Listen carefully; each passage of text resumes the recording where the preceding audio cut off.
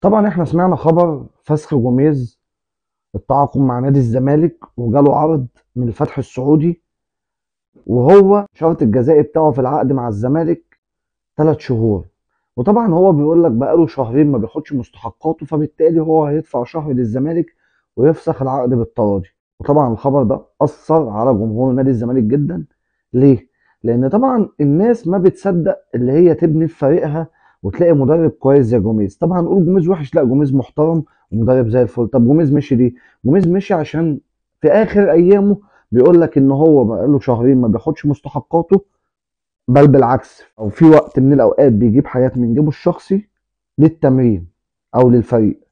طبعا ده امر عجيب. فترجع هنا تقول لي طب هو ليه الزمالك دايما بيتاخد منه المدربين الحلوين؟